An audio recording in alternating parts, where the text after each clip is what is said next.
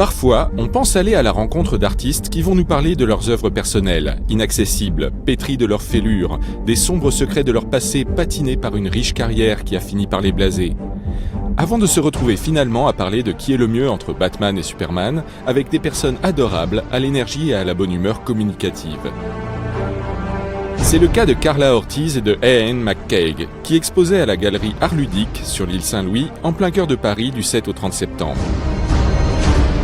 Karla ORTIZ, qui proposait plusieurs peintures pour l'exposition, a pu participer entre autres à Rogue One ou encore Doctor Strange. Elle vient de signer le design de Thor 3 Ragnarok qui sort en France le 25 octobre prochain. Tandis que Iain McCAIG, un temps professeur de Karla ORTIZ, a créé notamment Darth Maul pour Star Wars épisode 1 La menace fantôme, ou plus récemment la direction artistique de l'épisode 7 Le réveil de la force, ainsi que le livre de la jungle réalisé par Jon Favreau. Devant une telle énergie, le plan d'interview et les questions préparées sont vite dynamités pour laisser la place à quelque chose de plus spontané, de plus enjoué et de plus énergique.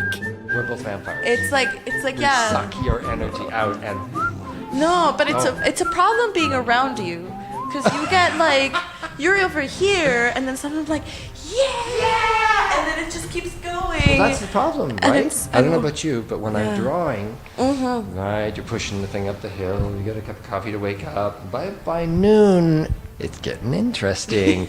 By midnight, you can't stop. 4 in the morning, you know you better go to bed.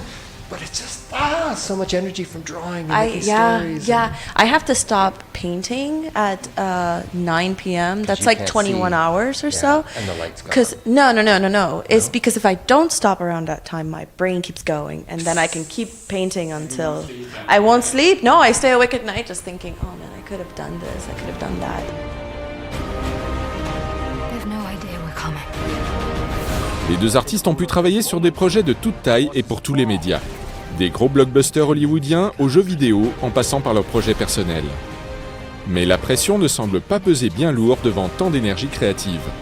It depends on the project sometimes, and it depends on who manages. Sometimes you get very lucky and everybody knows exactly what to do, and you get a specific amount of time and you discuss it with your boss and say, okay, how much do I have in this? And you make the most out of it. Sometimes it's like a day, sometimes a couple hours, sometimes 2 to 3 days, and then you work around that. How?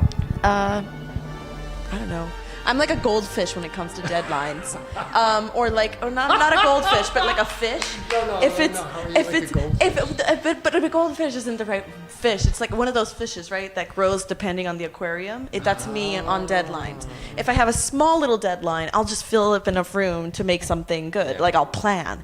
I'll be like, okay, I have maybe like, let's say 4 hours, 1 hour of research, 1 hour of good drawing, and then the rest to paint it really quickly.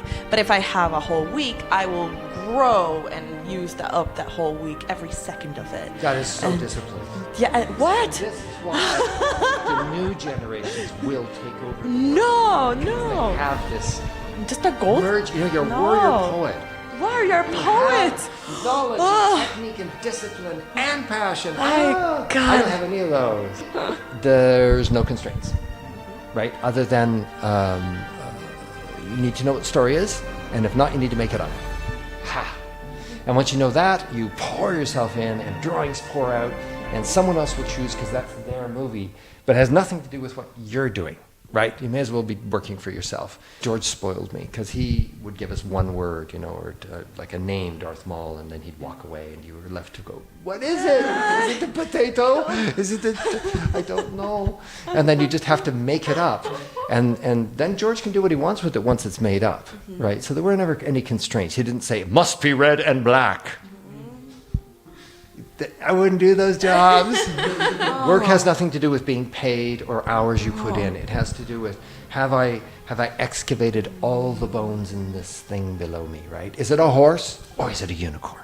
Or can it fly? You need to keep digging until you know the edges of it, right? Le plus important pour eux semble donc d'arriver à s'isoler un instant dans une bulle créative, atteindre la fameuse sensation de flow, ou être dans la zone. Un concept de psychologie qui s'applique aussi bien à une partie de jeux vidéo qu'à toute autre activité créative. I don't know. I just had this idea of like someone emerging. A lot of the paintings I do, or a lot of the visuals we do, it's almost like you hit pause in the middle of a frame, and you're able to describe, you know, the moment with just that one little frame. Yeah. And I don't necessarily think of, oh, this is just a still image. I'm thinking of like the action of it. And so I'm thinking of just like someone holding a skull emerging slowly, and you press pause right at the moment where the thing you see the most is the thing that's most shocking. Where it's like, oh, someone dead, and someone that you can barely see their face. It's a frozen moment. Right? So really, you'd also be a good animator. Oh, well, I actually studied to be an animator. I knew it. I knew it without knowing it. But you can tell. You can tell good animators in their drawings. You knew they came from somewhere. You know they're going somewhere. I hated animating though. Really? I had no patience for it. That's why. I like to paint. I like the finished image. Le duo réagit au quart de tour aux vannes de l'un pour l'autre, et une telle connivence est réjouissante à voir. Une complicité qui a commencé il y a environ 5 ans autour d'une tasse de café à San Francisco. Ils sont sur la même longueur d'onde en tout point. Presque en tout point. What do we disagree about?